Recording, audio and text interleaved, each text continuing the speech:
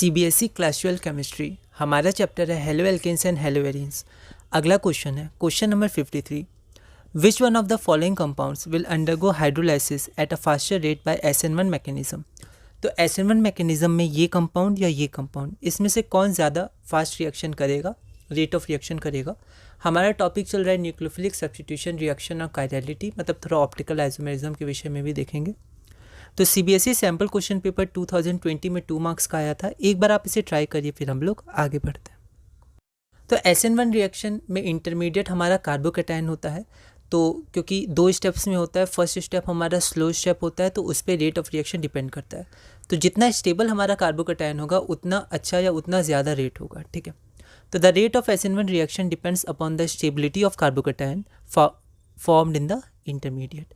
The compound, ये compound है ना benzylic chloride, forms a benzylic carbocation, ठीक है। बेंजाइलिक कार्बोकैटायन होगा जो यहाँ से आपका रेजोनेंस करेगा, रेजोनेंस स्ट्रक्चर लेगा और ये ज़्यादा स्टेबल होगा, which is stabilise through resonance, ठीक है। The carbocation form by this compound forms a 1 degree carbocation. तो यहाँ पर आपका 1 डिग्री कार्बोकैटायन जो लेस स्टेबल है as compare to resonance, which is less stable than the benzylic carbocation due to resonance. Thus, benzylic chloride ये compound will undergo hydrolysis at a faster rate by SN1 mechanism. तो ऐसे question board में generally आते हैं, तो हमें ध्यान रखना है कि जितना स्टेबल कार्बोकैटायन होगा उतना ज़्यादा रेट ऑफ रिएक्शन होगा। और NCERT आप रीडिंग ज़रूर करिएगा, वो बहुत इंपॉर्टेंट है ना, उसमें आपको बेसिक कॉन्सेप्ट्स मिल जाएंगे इनके।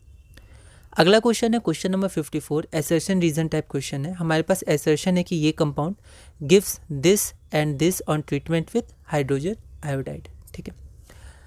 रीजन क्या है कि the reaction occurs by SN1 mechanism. तो ये कंपाउंड हम ये क्या देता है, ये देता है और ये देता है मिथाइल अल्कोहल। तो ऐसा इसलिए देता है क्योंकि जो रिएक्शन इसका होता है वो SN1 मैकेनिज्म से होता है, ठीक है। तो आपको बताना है 4 ऑप्शन रहते हैं, ठीक है। तो आपको बताना है कौन सा ऑप्शन सही है और एक बार आप इसे ट्राई करिए, फिर हम लोग आगे बढ़ते हैं। तो यहाँ पर रीज़न और एसर्शन दोनों सही है, और जो रीज़न है वो करेक्ट एक्सप्लेनेशन है एसर्शन का। मतलब ये जो रिएक्शन हो रहा है उसमें ये प्रोडक्ट इसलिए बन रहा है क्योंकि SN1 रिएक्शन हो रहा है, SN1 मैकेनिज्म से फॉलो हो रहा है। हम लोग देखते हैं कि हमारे पास ये जो ईथर है, इस ईथर में जो एक पार्ट है वो 3 डिग्री है और एक पार्ट है वो हमारा 1 डिग्री है। तो जो 3 डिग्री है वो हमारा स्टेबल कार्बोकैटायन बनेगा। 3 डिग्री कार्बोकैटायन ज़्यादा स्टेबल होता है 1 डिग्री से। तो जब SN1 मैकेनिज्म इसमें होगा तो ये आयोडाइड बनाएगा, जो न्यूक्लियोफाइल हमारा I- होगा वो यहाँ पर अटैक करेगा, ठीक है। और ये हमारा OH बना देगा, CH3OH, ठीक है।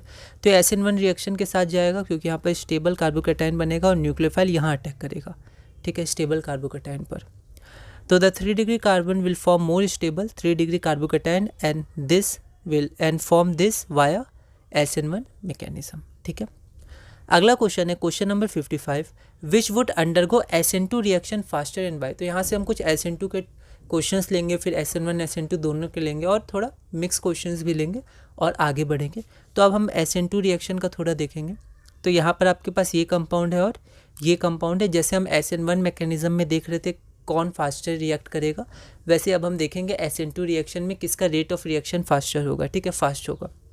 यह क्वेश्चन दिल्ली 2015 में 1 मार्क का आया था। एक बार आप इसे ट्राई करिएगा, अगली वीडियो में हम इसे सॉल्व करेंगे।